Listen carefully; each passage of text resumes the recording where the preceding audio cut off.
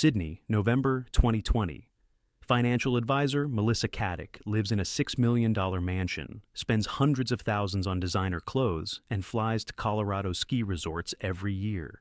72 people, her friends, relatives, acquaintances, have entrusted her with their savings, confident the money is working on the stock market. In reality, not a single real investment exists. When federal police raid her home, Melissa calmly files her nails and makes herself a smoothie. The next morning, she vanishes. 3 months later, a running shoe with a human foot inside washes up on a beach 500 kilometers from her house. DNA confirms it.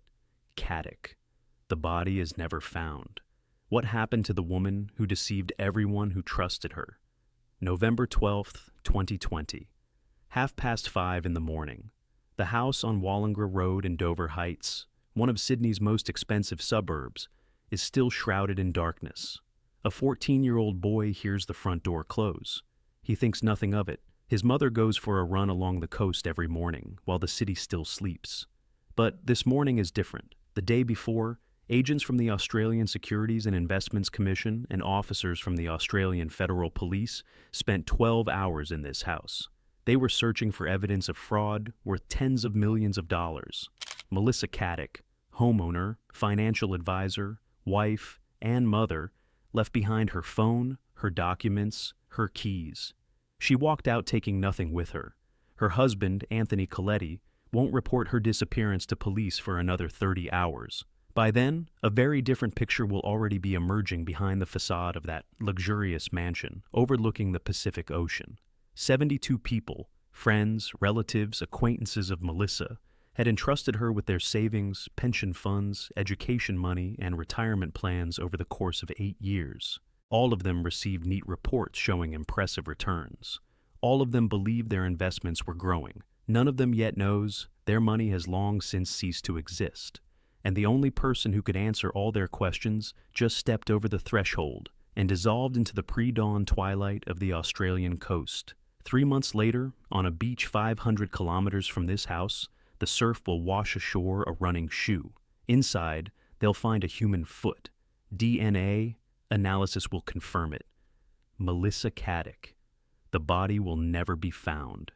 This story begins long before that November morning, in a quiet Sydney suburb where a girl from an ordinary family first realized that other people's money could become her own.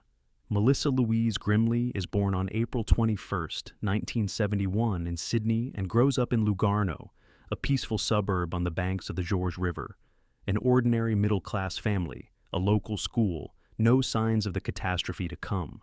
After school, she completes secretarial and business administration courses at Patrick College and gets a job in the investment division of NRMA, the National Roads and Motorists Association of Australia.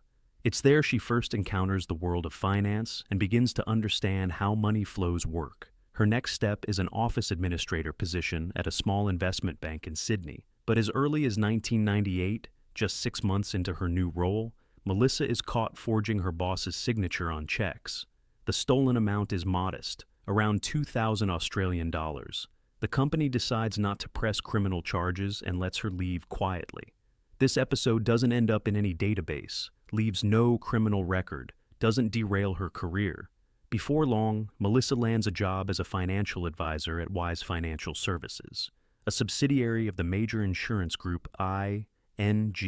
She quickly builds a client base, purchases a 25% stake in the company for $750,000, and in 2003 lands on the cover of the trade magazine Independent Financial Advisor. At the peak of her career, a conflict erupts. Wise management forbids her from recommending direct stock and property investments to clients. Melissa leaves, getting back only her $750,000, and signs a 5-year non-compete agreement. She'll later tell acquaintances she received an $86 million severance package from Wise. It's a lie, but the first of many that people will readily believe. Charm, confidence, professional jargon, and a flawless appearance do the trick. None of Melissa's future clients will ever check whether she actually received those millions, and no one will remember the forged checks from '98. Alongside her career, Melissa's personal life is also shifting. On April 20th, 2000, she marries Tony Caddick, an Englishman working as a builder in Sydney.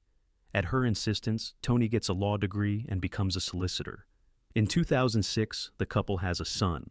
On the surface, it's a solid family of educated professionals, with growing wealth and plans for the future. Melissa works part-time as a consultant and stockbroker, while Tony builds his legal career. In 2010, the family moves to England, to Essex, to be closer to Tony's relatives. Tony commutes to London every day for work, while Melissa stays home with their son. But soon, Tony discovers his wife has been deceiving him. The details of the deception never become public. Tony Caddick will choose to stay silent. The consequences, however, are clear. While Tony goes to stay with family to process what's happened, Melissa clears out their shared home in Essex, drains their joint bank accounts, and in January 2012 flies back to Sydney with their son. The divorce is finalized in 2013. By this point, there's already another man in Melissa's life. She's known Anthony Coletti, a Sydney hairdresser whose salon she frequents since 2005. Shortly before the move to London, they shared a kiss at a restaurant, but it went no further. After her return from England, the romance reignites quickly. And in that same year, 2013, Melissa and Coletti marry. He's a hairdresser and aspiring DJ. She's a woman with no steady income and $750,000 of returned capital. Coletti is entirely financially dependent on his wife, and he never asks where the money comes from. It's convenient for both of them. He gets a lifestyle he could never have dreamed of, and she gets a partner who won't dig through financial documents. A few months after the wedding, Melissa launches a new business. That business becomes the funnel through which tens of millions of other people's dollars will disappear. In October 2012, Melissa registers a company called Malaver Pitai Lomti and starts accepting money from clients, presenting herself as a licensed financial advisor. She has no license. Instead of her own financial services authorization, she uses the license number of another professional who has no idea this is happening. She promises clients stable returns of 10 to 12% annually on investments in shares listed on the Australian Securities Exchange. It sounds convincing, professional terminology, references to market trends, a confident tone. In reality, not a single real investment exists. Not one of the shares supposedly purchased for clients ever appeared in any brokerage account. Instead, Melissa creates fake statements in Excel on CommSec letterhead, CommSec being the brokerage arm of Commonwealth Bank, one of Australia's largest banks. These statements feature non-existent account numbers and impressive return figures. The company's liquidators will later be unable to find a single authentic document among all the paperwork Melissa ever provided to her clients. The money flows into more than 20 bank accounts, where it gets mixed together and blended with Caddick's personal funds. New investments go toward paying out earlier clients, creating the illusion of a functioning system, while the bulk goes to personal expenses. A classic Ponzi scheme, built not on sophisticated financial instruments, but on the simple trust of friends and relatives in a familiar woman with a beautiful home and convincing reports. The scale of these expenses is staggering, even by the standards of Sydney's wealthy eastern suburbs. The mansion on Wallingra Road in Dover Heights, purchased for $6.2 million, sits on a cliff with a panoramic ocean view. Separately, Melissa buys a penthouse in Edgecliff for $2.25 million. For her parents, Barb and Ted Grimley, $250,000 goes to Dior boutiques, $236,000 to the jeweler Canturi. Every year, the family flies to the Aspen Ski Resort in Colorado. A private chef prepares organic meals 3 to 4 times a week and accompanies the family on vacations. Luxury cars, designer clothing, works of art, all paid for with money belonging to people who believe their savings are working on the stock market. When acquaintances ask where such wealth comes from, Melissa tells different stories. She tells some she received an $86 million severance package from Wise. Others hear she won an equally large sum in a harassment lawsuit. In reality, the only thing she ever received from her former employer was the return of her $750,000. But nobody checks. Trust works better than any forged document. Among the 72 victims of the scheme are not random investors, but her inner circle, friends she dines with, acquaintances she vacations with, Her own parents invest $1,030,000, believing they're buying a share in an apartment. Each of these people sees the version of Melissa she wants to show. Successful, generous, everything under control. The scheme, which lasted 8 years, collapses because of a conversation in a dentist's waiting room.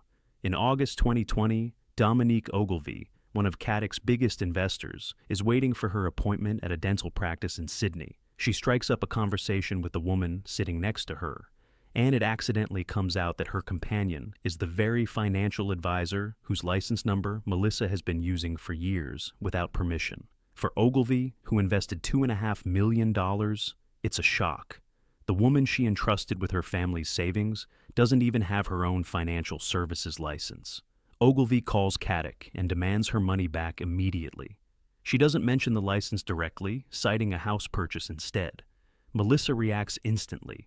She returns $2.5 million plus $382,000 in fictitious profit. She pays quickly and without questions, anything to avoid making waves. But it's already too late. The actual license holder contacts ASIC, the Australian Securities and Investments Commission, filing a complaint about the unauthorized use of her credentials. ASIC launches an investigation in September 2020. For the first time in 8 years of Maliver's existence, the government regulator turns its attention to a company that has never once been licensed. Investigators quickly discover the obvious. Melissa Caddick does not and has never held her own financial services license. The mechanism that should have stopped the fraud at the very beginning only kicks in because two strangers happen to sit next to each other at the dentist. 8 years, $23 million, 72 victims, and one chance encounter that triggers a chain reaction. For ASIC, this means urgent search warrants. For the federal police, preparation for an operation, and for Melissa Caddick, the start of a countdown. On November 9, 2020, ASIC files a court application for search warrants for Caddick's home. On November 11th, early in the morning, a team of ASIC agents and Australian federal police officers pulls up to the mansion on Wallingra Road. The search begins with the presentation of a warrant and lasts 12 hours until late in the evening. Investigators seize computers, phones, electronic storage devices, and discover what they had long suspected. Forged financial documents created in ordinary Excel spreadsheets and formatted on ComSec letterhead. They also find luxury items in the house: designer handbags, clothing from global brands, jewelry. Among the seized items is Melissa's passport. Constable Amelia Griffin accompanies Caddick throughout the entire search. She'll later recount that Melissa behaved with surprising calm. She filed her nails, lay down to nap on the couch, made herself a protein smoothie in the kitchen. She was allowed to move freely around the house and even step outside. Melissa denied all the allegations and expressed genuine surprise at the investigators' presence in her home. It was the behavior of someone accustomed to controlling every situation and confident she could talk her way out. Or the behavior of someone who had already made a decision. That evening, the investigators leave. Melissa stays in the house with her husband and son. What happens in those few hours between the police departure and dawn? Nobody knows. Her passport and electronic devices have been seized. She can't contact anyone. A court hearing is scheduled in 2 days. The wall she'd been building for 8 years collapsed in 12 hours. Sometime between midnight and dawn on November 12th, Melissa Caddick walks out of the house. Around 5:30 in the morning, her son hears the front door close and assumes his mother has gone on her usual morning run. Melissa takes no phone, no keys, no wallet, no documents. Then again, her phone and passport were already seized the day before. She leaves with nothing, wearing athletic clothes and running shoes, the same pair that will later turn up 500 kilometers from home. Anthony Coletti, by his own account, notices his wife's absence later that morning. But instead of raising the alarm, he waits. An hour passes, then 2, then 5, then 10. Noon, evening, night. Only 30 hours after Melissa's presumed departure does Coletti finally call the police. During questioning, he will repeatedly change his account of when exactly he last saw his wife. At one point, he says he saw her before bed. At another, he claims he woke during the night and she was beside him. Then, he can't recall the details. Police begin searching the Dover Heights area, combing streets, parks, coastal trails. 500 meters from the house, sheer cliffs drop vertically into the ocean. Surveillance cameras in the neighborhood capture no figure resembling Melissa. Not one neighbor saw her that morning. A woman with no money, no phone, no documents, seemingly dissolved into thin air, leaving not a single trace on the cameras of a densely populated suburb. For 3 months, police search for Melissa Caddick. They check airports, seaports, hospitals, morgues. They comb the coastline and request camera footage across all of eastern Sydney. Nothing.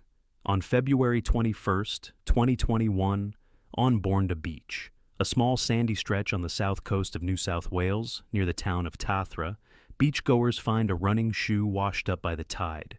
Inside is a human foot. The beach is 500 kilometers south of Dover Heights. The DNA analysis takes several days. The result is conclusive. The remains belong to Melissa Caddick. The shoe matches in size and model the Asics sneakers she was seen wearing on the day of the raid.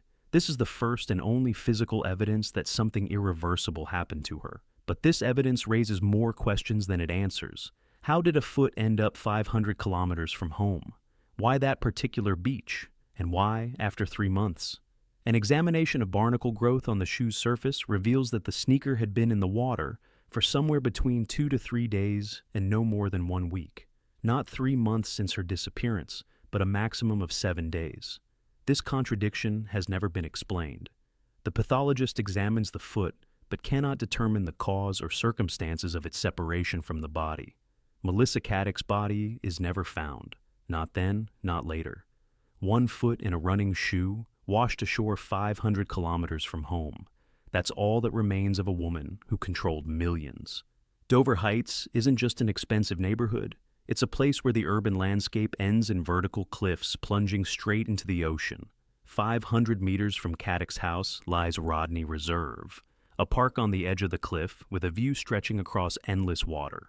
According to the police theory, Melissa left the house early in the morning, walked to these cliffs, and threw herself into the water. The southward current along the New South Wales coast could have carried the body south, which would explain why the foot was found on Bourne Beach. This theory is supported by testimony from a friend of Melissa's, who during the coronial inquest recalled a walk they once took together along the cliff edge. According to her, Melissa said that if life ever became unbearable, she would come to this very spot. But there are contradictions that don't fit this picture. The barnacle analysis showed the shoe had been in the water for a week at most, not 3 months. If Melissa died in November, why did the shoe only enter the water in February? There is no explanation for this gap. The accidental death theory suggests she went for a run in the dark along the cliff edge and lost her footing. The third-party involvement theory considers the possibility that, among the defrauded investors, some were willing to take extreme measures. And then there's the staged disappearance theory. Melissa could have fled the country, and the foot was planted to close the case. Working against that last theory is one fact the coroner would later call the most compelling argument for her death. In all the years since her disappearance, Melissa never once tried to contact her son, a mother who deceived dozens of people but who, by all accounts, loved her child. If she were alive, wouldn't she have found a way to let him know? In 2022, a coronial inquest begins that will last 3 weeks and conclude in May 2023. Deputy State Coroner of New South Wales Elizabeth Ryan examines all the circumstances surrounding Melissa Caddick's disappearance. The central figure of the hearings is Anthony Coletti, the husband, the last person who presumably saw Melissa alive. Ryan makes no effort to hide her assessment. She calls Coletti an unreliable and unconvincing witness who failed to give the court a full and candid account of what happened in the house after the ASIC raid. In the coroner's judgment, Coletti had a certain awareness of his wife's movements in the days before and after her disappearance, but deliberately chose not to share that information with either the police or the court. He repeatedly contradicted his own testimony on the crucial question: when exactly he last saw his wife. Each new round of questioning produced a new version of events from that night. Coletti denies any involvement. He states that he most certainly did not help his wife disappear. Yet the 30-hour delay in contacting police, the inconsistencies in his testimony, and his overall behavior raise serious questions. The coroner emphasizes Coletti's involvement in his wife's disappearance cannot be ruled out. That phrasing is not an accusation, but it's not an exoneration either. Charges against Coletti have never been filed. The investigation found no direct evidence of his involvement, but the shadow of doubt remains. The man who waited 30 hours to call the police after his wife vanished, and the man who changed his story at every interrogation. That's the same person, and his motives remain unclear. While the investigation searches for answers about Melissa's fate, the liquidators of Maliver uncover the true scale of the damage. 72 investors lost a combined total of approximately 23 million Australian dollars. These aren't anonymous depositors in a large fund. These are real people from Caddick's inner circle, friends who entrusted her with their pension savings, acquaintances who handed over money earmarked for education, neighbors who invested their retirement nest eggs. Each of them received neat fake ComSec statements for years and believed their capital was growing. Melissa's parents, Barb and Ted Grimley, gave their daughter $1,030,000, believing they were buying a share in an apartment. In November 2021, the court officially determined that Maliver had fraudulently misappropriated investor funds and operated without a financial services license from October 2012 through November 2020. Back in December 2020, a month after Melissa's disappearance, a liquidator was appointed, Bruce Gleason, from the firm Jones Partners. The work of tracking down and recovering assets began. The recovery process dragged on for years. The Dover Heights house sold for $9.8 million. By 2024, $7.25 million had been returned to victims, roughly 32 cents for every dollar lost. 32 investors filed a class action lawsuit against 5 auditing firms that had reviewed Maliver's books for 8 years and found nothing suspicious. The suit ended in a settlement. The auditors paid an additional $3.5 million. In the end, victims recovered roughly half of what they lost. For people who'd been stripped of their pensions and lifelong savings, it's cold comfort. The Caddick case raised a question that extends far beyond one con artist. How did Australia's financial oversight system allow this to continue for 8 years? From October 2012 through November 2020, neither ASIC, the government securities regulator, nor any of the 5 auditing firms that reviewed Maliver detected that the company was operating without a license. Caddick used someone else's license number, and not a single regulatory body bothered to verify whether that number actually belonged to the person presenting it. Auditors signed off on review reports without noticing that not a single ComSec document provided by Caddick was genuine. One phone call to ComSec to verify account numbers would have brought the scheme crashing down in its very first year. Nobody made that call. ASIC only learned of the violations because a financial advisor discovered the unauthorized use of her license and filed a complaint. The investors' class action against the auditors and its successful resolution effectively confirmed that the oversight system was procedural, not substantive. In the wake of the Caddick case, debates intensified across Australia about the quality of supervision over financial advisors and auditors. Critics draw a parallel with the Bernie Madoff case in the United States. The scale is different, tens of billions versus tens of millions, but the mechanism is identical. Trust built on personal connections, forged documents, the illusion of returns, and a complete absence of real oversight. The same principle. As long as nobody checks the substance, the scheme works. The only difference is in the ending. Madoff faced trial and received 150 years in prison. Caddick vanished, leaving only questions instead of a verdict. On May 25, 2023, Deputy Coroner Elizabeth Ryan delivers her findings in the case of Melissa Caddick. She is officially declared dead, but the coroner cannot establish how, when, or under what circumstances she died. There is insufficient evidence. Ryan considers the possibility of a voluntary death from the Dover Heights cliffs, but does not rule out either an accident or third-party involvement. Each theory has its grounds, and none is proven. The body has not been found. All that remains of Melissa Caddick is a single foot in a running shoe, discovered on a beach 500 kilometers from her home. For the legal system, that's enough to declare a person dead. For understanding what actually happened, it's not. The television series Underbelly Vanishing Act, which aired on the 9 network in 2022, and the podcast Liar, Liar, Melissa Caddick and the Missing Millions have cemented the case in Australian and global popular culture. The case is discussed by criminologists and journalists across several continents. Coletti remains unemployed, living with Melissa's now-grown son in a rented apartment in the suburb of Vaucluse. For the 72 investors who lost their savings, the story isn't over. The guilty party never faced justice and now never will. Melissa Caddick remains a question without an answer. A woman who spent 8 years deceiving dozens of people close to her, out of millions of dollars, creating a flawless illusion of prosperity and professionalism. A woman who one November morning walked out of her house, taking nothing with her, and never came back. The only person who could explain what happened stays silent, whether because he can't or because he won't. We may never know.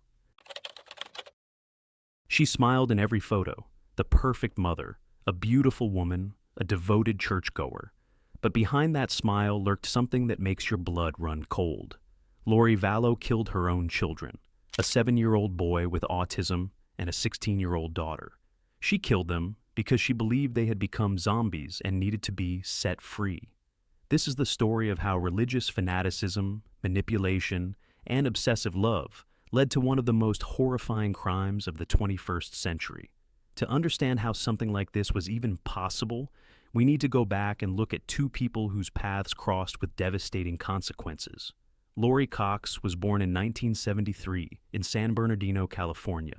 She grew up in a large Mormon family, the youngest of 5 children. From a young age, Lori stood out with her striking looks, a slim blonde with a captivating smile. People often compared her to Hollywood actresses. She was outgoing, energetic, and charming. People were drawn to her. Her personal life, however, was complicated from the start. Lori married multiple times. Her first marriage, at 19, didn't last long. Her second husband, William LaGioia, later said that Lori was obsessed with appearances and control. Her third husband, Joseph Ryan, became the father of her daughter, Tylee. Their divorce turned into an all-out war. Lori accused Joseph of abusing Tylee, though the investigation found no evidence to support the claims. Joseph Ryan died in 2018 under unclear circumstances. His death was attributed to a heart attack, but investigators would later revisit this case with fresh questions. Lori's fourth husband was Charles Vallow, a successful businessman from Texas. It was during this marriage that Lori and Charles adopted JJ, the grandson of Charles's sister. The boy had autism and needed constant attention and care. At first, the family looked picture perfect. Charles was a devoted father, Lori a loving mother. They lived in a big house in Arizona, went to church, raised their kids. From the outside, an ideal family. But everything changed when Chad Daybell entered Lori's life. Chad Thomas Daybell was born in 1968 in Springville, Utah. He too grew up in a Mormon household. Chad was neither handsome nor charismatic in the traditional sense, a heavy-set, quiet man with a soft voice. But he had a talent that attracted a certain audience. He wrote books. Chad Daybell authored more than 25 novels and books, most of which revolved around a single theme, the end of the world.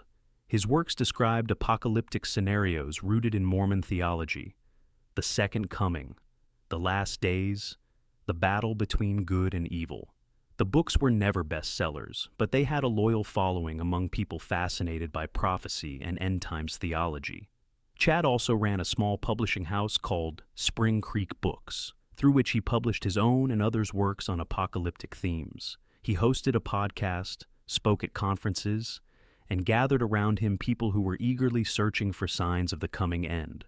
For a quiet, small-town man from Utah, he had a remarkable ability to convince people of the most incredible things. Gradually, Chad stopped being just a writer. He began presenting himself as a visionary, someone who received divine revelations. He claimed he could see people's auras and determine whether they were light or dark. He created a system in which people were classified as light or dark, and this classification would have terrifying consequences. Chad was married to Tammy Daybell, a school librarian, a quiet and devoted woman he had been with for nearly 30 years. They had 5 children. Tammy supported her husband, helped him with his publications, and believed in his gift. She had no idea she would soon become a victim of his new obsession. Lori and Chad met in 2018 at a religious conference focused on preparing for the end of the world. It was a gathering of a movement that would later become known informally as the Doomsday Preppers. Lori was captivated by Chad. His ideas, his certainty that the end was near. Chad was captivated by Lori, her beauty, her energy, her willingness to believe without question. A romance ignited between them. Their communication quickly escalated from discussing prophecies to daily phone conversations lasting hours. According to investigators, they exchanged thousands of text messages over just a few months, but this was no ordinary affair. It was wrapped in a religious framework. Chad convinced Lori that they had been husband and wife in past lives, that their union was divinely ordained, that they were chosen ones, destined to play a key role in the coming apocalypse. According to Chad's teachings, he and Lori were supposed to establish the Church of the Firstborn and gather 144,000 chosen people for the second coming of Christ. These ideas sound insane, but Lori believed every word. More than that, she started living by these rules. And this is where the deception begins. Layered, cold-blooded, calculated deception. Charles Vallow, Lori's husband, was the first to sense that something was wrong. Lori had changed. She spent hours on the phone with Chad. She said she was receiving visions and messages from God.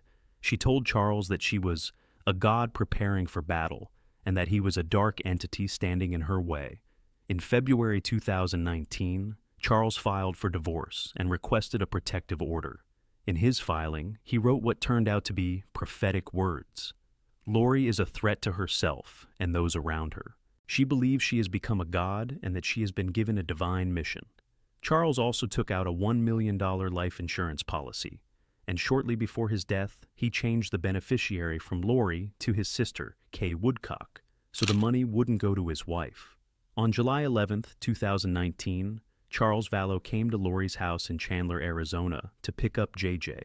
What happened next became the first link in a chain of deaths. Lori's brother, Alex Cox, shot Charles. According to Alex, it was self-defense. He claimed Charles had attacked him with a baseball bat, and he had no choice. The Chandler police accepted this version. The case was closed. But the deception was already running at full force. Phone records recovered later showed that Lori and Chad had been discussing Charles as a dark entity who needed to be eliminated weeks before the killing. Alex Cox, a devoted brother who had spent his whole life protecting Lori, became the instrument of murder. After Charles's death, Lori didn't grieve. She didn't even notify his family about the funeral. Instead, she collected the insurance payouts and moved with the children to Rexburg, Idaho, closer to Chad Daybell. The following weeks, from August through September 2019, were the period when Lori methodically removed everyone standing between her and her new life with Chad. Tylee Ryan, Lori's 16-year-old daughter, was a bright girl. She was into dance, had friends her age, and was planning to finish school. Tylee also received monthly Social Security payments of $1,400 following the death of her biological father. Lori kept collecting that money even after Tylee disappeared. Joshua Jackson Vallow, JJ, was an adopted boy with autism. He was 7 years old. He needed constant care, therapy, and attention. For a mother consumed by the idea of a divine mission and a new life with her spiritual husband, a child with special needs became a burden. And here's the most horrifying part. Lori found a theological justification for it. According to the belief system Chad had developed, certain people could become zombies, meaning their bodies had been taken over by a dark spirit, and the real soul had departed. Chad and Lori decided that both Tylee and JJ had become dark, that their true souls had already left, that the bodies they inhabited were nothing but shells occupied by evil entities. This wasn't the delusion of a lone madman. This was a constructed system of deception in which religious language was used to justify the murder of their own children. In September 2019, Tylee and JJ vanished. It wasn't a sudden disappearance. Lori had been laying the groundwork in advance. She pulled JJ out of school, telling the administration she would homeschool him. She dismissed JJ's nanny, saying the boy had gone to stay with a friend. To every person who asked about the children, Lori gave a different story. They're with their grandparents, they're with friends, they're on vacation. The deception was flawless. Lori smiled, stayed calm and confident. Not a single person in her circle suspected the truth, because the truth was too monstrous to believe. While the children were already dead, Lori and Chad moved on to their next target, On October 19th, 2019, Tammy Daybell, Chad's wife, was found dead in her bed. She was 49 years old. Chad called the paramedics and said his wife had died in her sleep. The cause of death was listed as natural causes. No autopsy was performed. Chad insisted on a quick burial, but a few weeks before Tammy's death, something strange had happened. In early October, someone had shot at Tammy outside her home with a paintball gun. Tammy told police that an unknown man in a mask had pointed a weapon at her. Investigators would later determine that the man was most likely Alex Cox.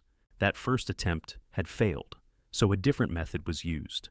When Tammy's body was later exhumed and a full examination was conducted, toxicologists found traces of substances in her system that could have caused cardiac arrest.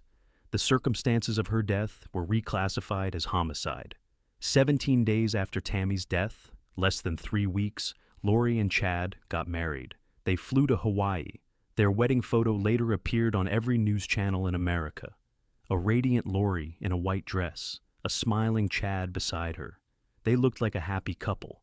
At that moment, the bodies of Lori's 2 children were buried in the backyard of Chad's property in Rexburg. On December 12, 2019, Alex Cox, Lori's brother and the likely executor of all the killings, died. The official cause of death was a pulmonary embolism. Alex was 51 years old. His death remained a mystery. Was it a natural blood clot, or was he also eliminated as an unwanted witness? The investigation never gave a definitive answer. With Alex's death, the only person who could have directly revealed what happened to the children was gone. But the investigation was just getting started. JJ's grandparents, Larry and Kay Woodcock, raised the alarm. They hadn't been able to reach their grandson since September. Lori wouldn't answer their calls, and when she did, she gave evasive answers. Once she said JJ was in Arizona with a friend. Another time, that he was being homeschooled. Kay Woodcock went to the police. The case caught the attention of the media. A local journalist from Rexburg, Nate Eaton, was the first to publish the story of the missing children, and it instantly spread across national news. The public was stunned. A beautiful mother, 2 missing children, a dead husband, a dead brother, and a new husband who styled himself a prophet. It sounded like the plot of a thriller, but it was real. In January 2020, Rexburg police visited Lori and Chad and demanded that the children be produced within 5 days. Lori didn't comply. She and Chad flew to Hawaii, to the island of Kauai. There they rented an apartment, went to the beach, posed for photos with palm trees in the background, as if nothing had happened. On February 20th, 2020, Lori was arrested on Kauai for failing to comply with the court order to produce her children. She was extradited to Idaho. Bail was set at $5 million, an extraordinary sum that reflected the gravity of the situation. But even after her arrest, Lori refused to say where the children were. Not a word, not a hint. She stayed silent, smiled during court hearings, and looked immaculate, hair done, makeup in place. Journalists called her the doomsday mom. The breakthrough came on June 9th, 2020. Armed with a search warrant, police arrived at Chad Daybell's property in Rexburg. When FBI agents began digging in the backyard, Chad tried to run. He was apprehended on a nearby road. What they found on the property shook the entire nation. 2 burial sites. Tylee's remains were discovered in a condition that made identification difficult. JJ's body was found nearby. Forensic analysis confirmed that both children had been murdered, a 7-year-old boy with autism, a 16-year-old girl who dreamed of a future. Their own mother declared them zombies and allowed them to be killed. Their bodies were buried in a backyard. Chad Daybell was arrested that same day. The charges? Concealment of bodies, destruction of evidence. Later, first-degree murder charges were added. The investigation exposed the sheer scale of the deception that Lori and Chad had been weaving around themselves for years. They deceived their families. Lori told relatives the children were safe, that they were on vacation, that they were with friends. She kept collecting Social Security payments for Tylee, $1,400 a month, after the girl was already dead. She kept collecting benefits for JJ. They deceived the government. Lori told the school she was switching JJ to homeschooling. She signed the withdrawal papers. Everything looked legitimate. They deceived the police. When officers came with questions, Lori gave false explanations with an innocent face. She was so convincing that the initial police visits led to no action whatsoever. They deceived their followers. Chad had gathered a group of people who believed in his prophecies.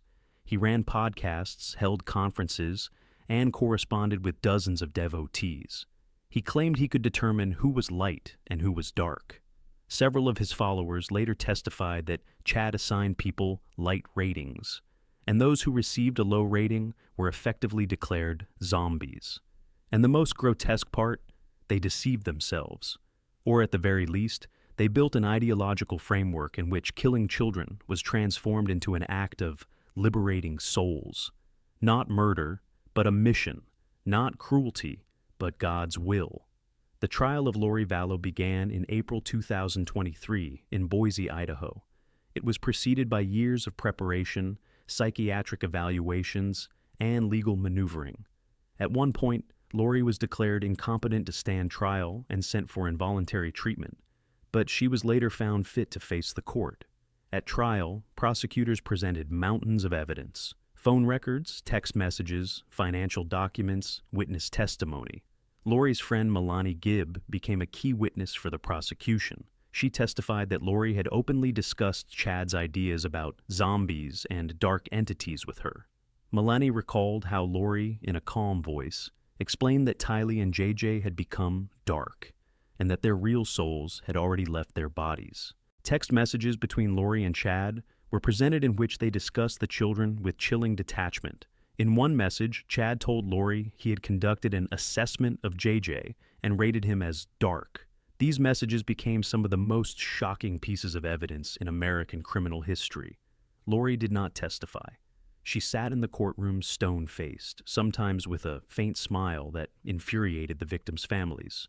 Kay Woodcock, JJ's grandmother, gave testimony that brought the entire courtroom to tears. She spoke about a little boy who loved cowboys, adored Toy Story, and told his grandmother every night, "I love you to the moon and back."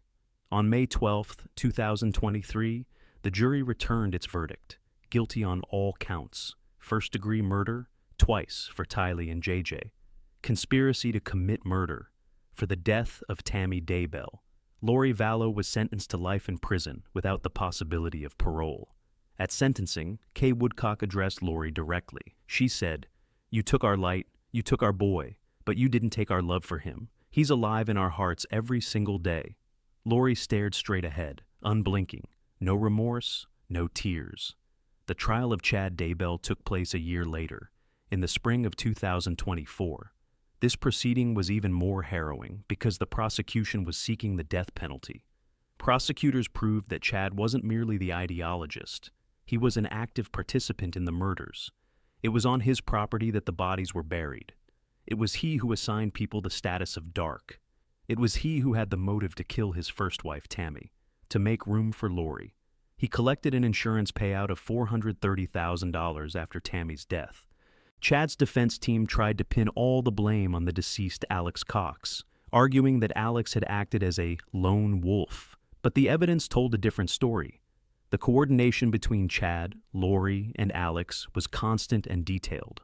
Phone records showed dozens of calls between them on the days immediately preceding each death.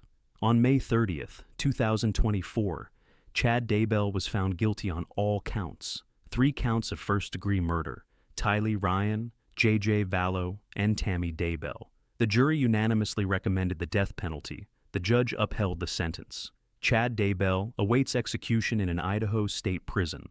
Lori Vallow will spend the rest of her life behind bars. Some of their former followers testified against them at trial, while others still refused to believe in Chad's guilt, continuing to regard him as a prophet. The Doomsday Preppers movement effectively collapsed, but its story became a warning about how easily a charismatic leader can turn faith into a weapon. But the verdict won't bring back Tylee and JJ. It won't bring back Tammy. It won't bring back Charles. 4 people dead, 2 killers behind bars, and an entire community that couldn't or wouldn't see the truth until it was too late. This case raises questions that have no simple answers. How can a mother kill her own children? How can religious beliefs become a justification for cold-blooded murder? How did dozens of people around them, Relatives, friends, neighbors failed to notice that the children had vanished. How did the police close 2 homicide cases without conducting a thorough investigation? The case of Lori Vallow and Chad Daybell is an anatomy of deception. Deception that started small, with flattery and compliments, with promises of spiritual enlightenment, with beautiful words about missions and being chosen. Deception that grew like a cancer, consuming everything around it: reason, morality, maternal instinct, humanity. Lori deceived 4 husbands. She deceived her own children, who trusted their mother until their final breath. She deceived JJ's grandparents, who spent months waiting for a call from their grandson. She deceived the police, the school, social services. She deceived an entire community of believers. Chad deceived the wife he had lived with for nearly 30 years. He deceived his own 5 children, robbing them of their mother. He deceived hundreds of readers and followers who believed he was a prophet. He deceived himself, constructing an entire universe in which murder became a divine duty. But deception can't last forever. The bodies were found. The truth came out. Justice, though belated, prevailed. Tylee Ryan was 16. She loved to dance, spent time with her friends, and dreamed of an adult life she would never be given. JJ Vallow was 7. He adored cowboys, watched cartoons, and fought his autism every single day. A brave little boy who deserved a mother's love, not a mother's betrayal. Tammy Daybell was 49. She was a faithful wife, a caring mother, and a humble librarian who had no idea her husband was planning her murder. Their names, Tylee, JJ, Tammy, must not be forgotten. Because behind every high-profile case, behind every sensational story of cults and madness, there are real people whose lives were cut short. People who asked for help, believed in love, and trusted the very ones who betrayed them. This was a story of deadly deception, about how words of God and mission became a cover for the most terrible sin, about how a mother's smile concealed an emptiness where no conscience, no mercy, and no humanity remained. This is a story about a girl who spent 24 years living in a world built entirely on lies. Lies were her shield, her oxygen, her everyday reality. She lied for so long and so convincingly that she almost believed her own fabrications. But when the house of cards started to collapse, she didn't ask for forgiveness. She didn't try to start over. She chose a path from which there was no turning back. She hired someone to murder her own parents. This is the story of Jennifer Pan. On the 8th of November, 2010, around 10 o'clock in the evening, a call came in to 911 from the quiet suburb of Markham, Ontario, Canada. The Unionville neighborhood was respectable, peaceful, the kind of place where neighbors knew each other by name and sometimes left their doors unlocked at night. The caller, a young woman, spoke in a voice cracking with terror. She said armed men had broken into their home, tied her up, and shot her parents. When police and paramedics arrived at the scene, they found a horrifying picture. 53-year-old Beach Ha Pan lay in the basement with no signs of life. 2 gunshot wounds, one to her neck and one to her head, had left her with no chance of survival. Her husband, 57-year-old Hui Han Pan, was still alive but barely breathing. A bullet had struck his face, another his shoulder. He was rushed to the hospital in critical condition, and upstairs, tied to the banister with a shoelace, was their 24-year-old daughter, Jennifer, completely unharmed. At first glance, it looked like a robbery gone tragically wrong. But investigators from the York Regional Police sensed from the very beginning that something about this story didn't add up. And they were right. Behind the facade of a nighttime horror lay a crime far more monstrous than a random attack. A crime whose roots reach deep into the heart of one family, into its traditions, its expectations, and its secrets. To understand how Jennifer Pan ended up here, you have to go back many years to the story of her family. Jennifer's parents, Hui Han and Beach He, were Vietnamese refugees. In the 1980s, they fled post-war Vietnam, a country ravaged by conflict and communist rule. Like thousands of other families from Southeast Asia, they arrived in Canada with virtually nothing. No money, no connections, no knowledge of the language, just the hope for a better life. And they built that life. Hie Han got a job at an auto parts factory and worked there for decades. Beach Ha managed the household. Year after year, dollar by dollar, they created what, for Vietnamese immigrants, was the ultimate symbol of success. A house of their own, in a good neighborhood, a steady income, 2 children. Jennifer was born in 1986, her younger brother Felix a few years later. But along with material prosperity, there was an atmosphere in the Pan household that psychologists would later call tiger parenting. Hui Han and Beach Ha had poured everything they had into the move and their new life, and they expected their children to justify every drop of sweat, every hour of overtime, every sacrifice made for the family's future. In their eyes, there was only one path: education, a prestigious career, a spotless reputation. No deviations, no compromises. From early childhood, Jennifer lived according to a schedule set by her parents: piano lessons, music theory and harmony classes starting at 12, figure skating, with practices nearly every day. The girl was talented, and for a while, it seemed like the parental strategy was working perfectly. Jennifer dreamed of becoming an Olympic figure skater. She trained with total dedication, and she had a real shot. But fate had other plans. During a practice session, Jennifer tore a ligament in her knee. The injury ended her athletic career. The Olympic dream shattered in an instant. For any teenager, this would have been a devastating blow.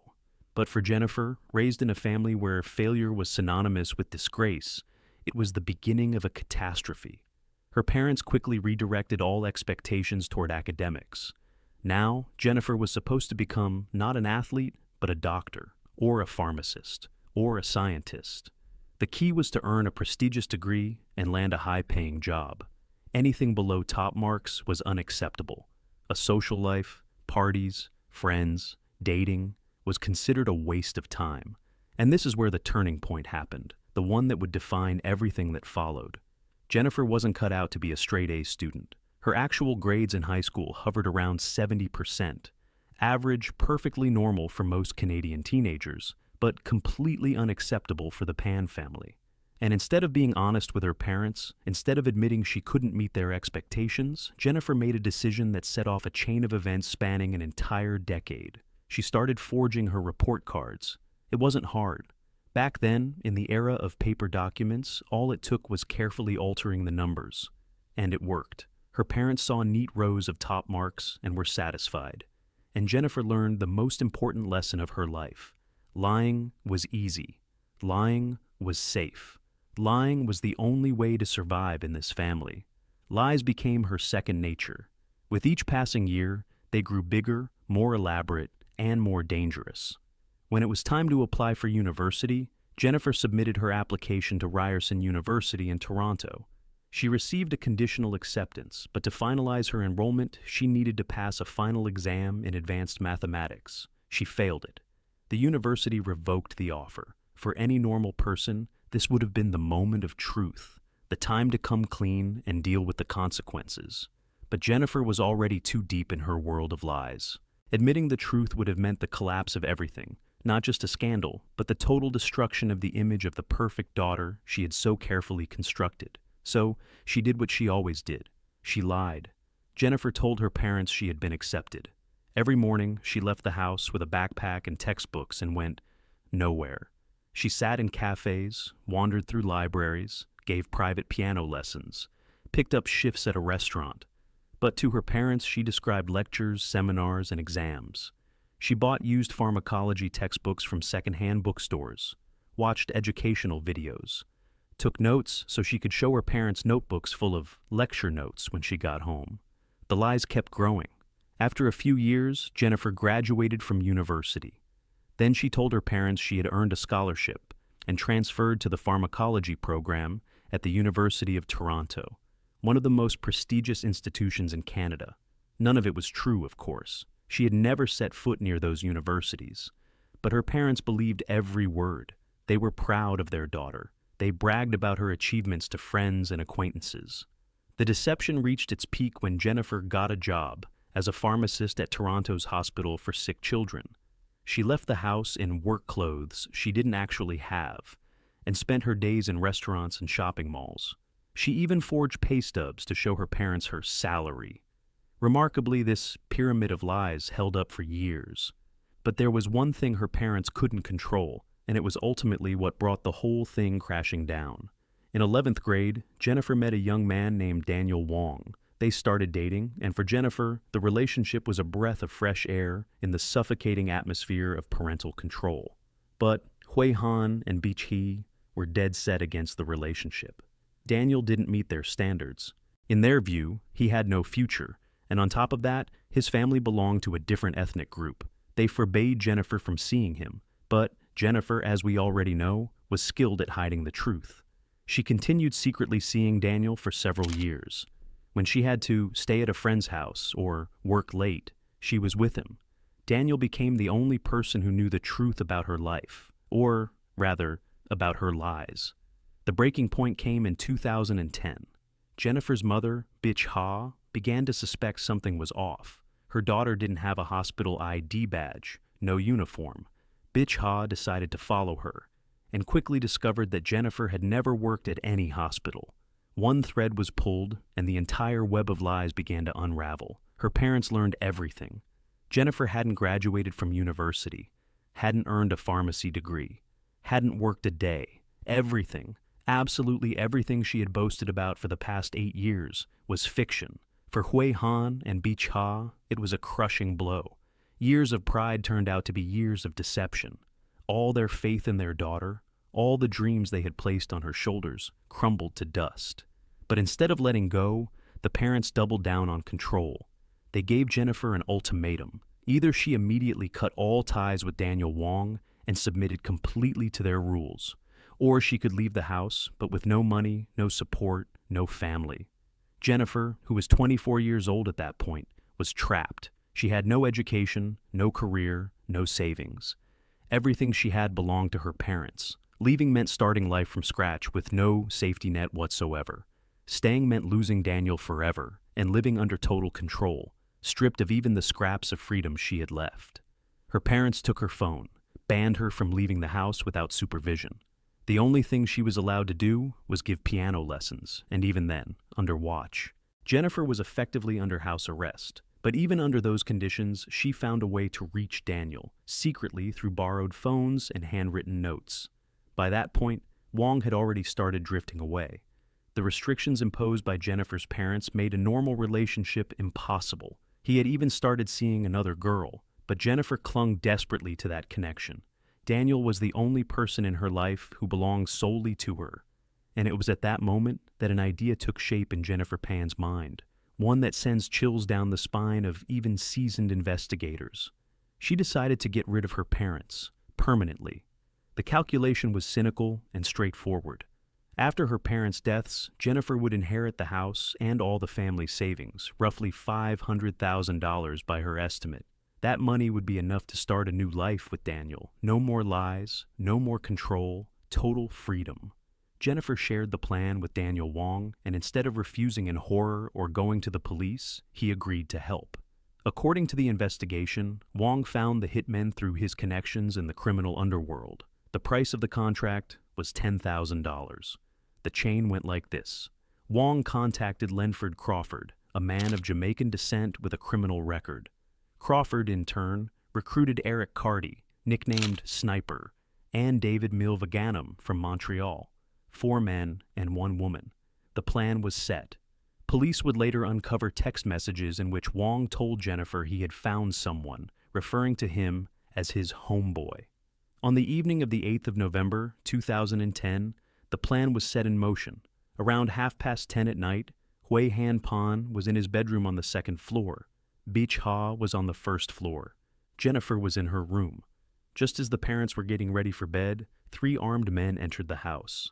According to the case files, Jennifer herself opened the front door for them. She let the killers into her parents' home. One of the attackers went upstairs and forced Hui Han downstairs at gunpoint to the living room, where Beach Ha was already being held by a 2nd armed man. The 3rd attacker stayed upstairs with Jennifer. To create her alibi, he tied her to the banister with a shoelace, tied loosely, almost for show. Investigators would later note that the knots were so weak that Jennifer could have easily freed herself. In the living room, the attackers demanded money from the parents. This was part of the staging.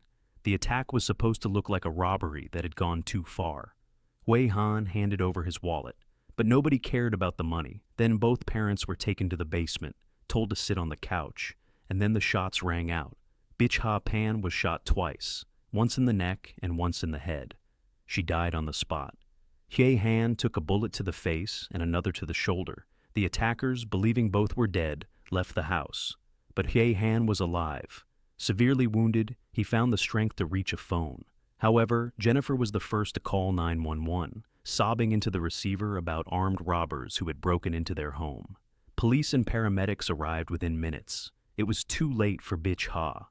Hye Han was rushed to the hospital in critical condition, where doctors placed him in a medically induced coma. His chances of survival were considered minimal, and Jennifer, the only one who hadn't been hurt, was giving her statement to investigators. Her voice trembled, her eyes were full of tears. She described the horror of the attack, told them about the masked gunmen, how they demanded money, how they tied her up upstairs. On the surface, she was a grief-stricken daughter, a victim of a horrific crime. But detectives from the York Regional Police were already starting to notice inconsistencies. Jennifer's first interrogation took place that same evening, the 8th of November. She was treated as a victim and a witness. Her account was detailed, emotional, and seemingly convincing. But certain things raised red flags. Why hadn't the attackers harmed her? Why, out of everyone in the family, was the daughter tied up while the parents were shot? Why was nothing stolen from the house except some cash from a wallet? The second interrogation was conducted on the 10th of November, 2 days later. This time, investigators asked more pointed questions. They asked Jennifer to demonstrate how, with her hands tied, she had managed to reach a phone and dial 911. Jennifer performed an elaborate series of twists and contortions. It was far from convincing. And then something happened that the conspirators hadn't anticipated. Hye Han Pan came out of his coma. The bullet had taken his sight forever, but his memory was intact, and he told police something that turned the entire case upside down. Hye Han recalled that on that night, as he was being led downstairs, he saw his daughter on the landing. She wasn't tied up. She was standing freely, and she was talking to one of the attackers, quietly, calmly, in a friendly manner. He told investigators, "I couldn't make out the words, but they were speaking softly, in whispers." His own daughter had been whispering with the people who, minutes later, shot him and his wife. That testimony was the turning point of the investigation. Now the police knew Jennifer Pan wasn't a victim. She was the mastermind. On the 22nd of November, 2010, Jennifer was called in for a third interrogation. This time, across the table sat Detective William Gertz, an experienced investigator and master of the Reed interrogation technique. The method begins with friendly conversation, building an atmosphere of trust, and then the interrogator gradually tightens the circle, dropping false information about supposed evidence to push the suspect toward a confession. Getz started gently. He asked about her life, her family, her childhood. Then he told Jennifer that police had specialized computer software capable of analyzing interrogation recordings to detect lies. That satellites with infrared cameras had tracked the movements of people inside the house on the night of the attack. None of it was real, of course, but Jennifer didn't know that. After 2 hours of questioning, her story began to fall apart. First, Jennifer changed her account. Now she claimed the attackers had indeed come at her request. But they weren't supposed to kill her parents. They were supposed to kill her. She claimed she had wanted to end her own life because she was such a disappointment to her family. The investigators didn't buy it, and they were right not to. It was just another lie, a desperate attempt to gain sympathy and deflect the murder charge. But the police already had enough evidence. Phone records, text messages, the father's testimony, inconsistencies in her statements. It all pointed in one direction. Jennifer Pan was arrested that same day, the 22nd of November, 2010. She was charged with first-degree murder and attempted murder. Over the following weeks, police arrested the remaining members of the conspiracy: Daniel Wong, Lenford Crawford, David Meal Vaganam. All three were charged under the same counts. Eric Carty, the fourth participant, was arrested later. Phone records reconstructed the full picture of the conspiracy. Hundreds of text messages between Jennifer, Wong, and Crawford. Coordination of the timing of the attack. Discussion of payment. A SIM card and phone that Wong had given Jennifer to communicate with the hitmen. The evidence was overwhelming. The trial of Jennifer Pan and her co-conspirators began in 2014 and lasted 153 days, making it one of the longest trials in Canadian legal history. The courtroom was packed. The case drew enormous media attention. The story of a daughter who ordered the murder of her parents from a well-off immigrant family shocked all of Canada. Jennifer took the stand in her own defense. She maintained that the plan had only been for her own killing and that her parents became victims by mistake. But the jury didn't believe her. And how could they believe someone who had lied about literally everything for 10 years? Hui Han Pan also testified at the trial. Blinded, broken, having lost his wife, he gave testimony against his own daughter. He told the court that Jennifer had constantly lied to the family, that for years she had fabricated her education, her job, her achievements, and that on that night he had seen her, free, untied, calmly talking to one of the people who had come to kill them. On the 13th of December, 2014, the jury delivered its verdict. Guilty.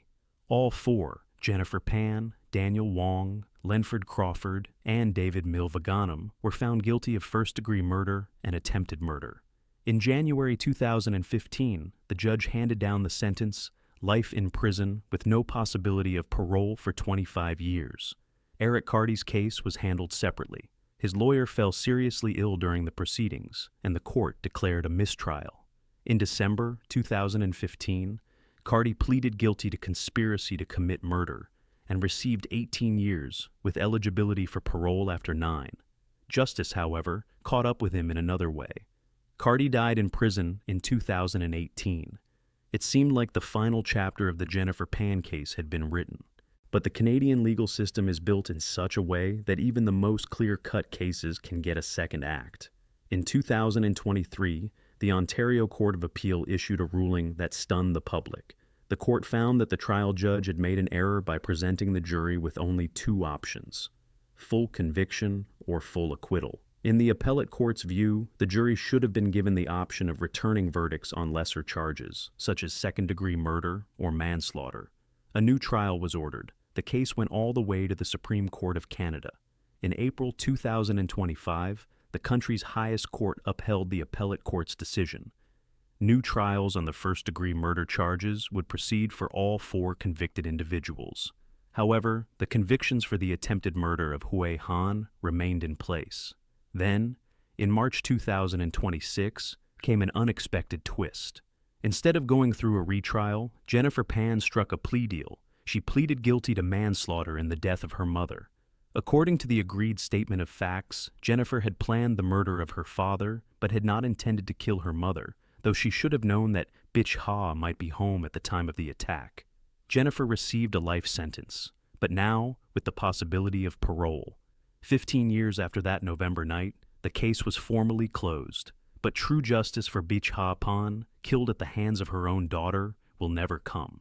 This story forces us to think about a lot of things, about the price children pay when they live under the weight of unrealistic expectations, about how a small lie left unchecked can grow into a monstrous pyramid of deception, about how the fear of being exposed can turn an ordinary person into a criminal.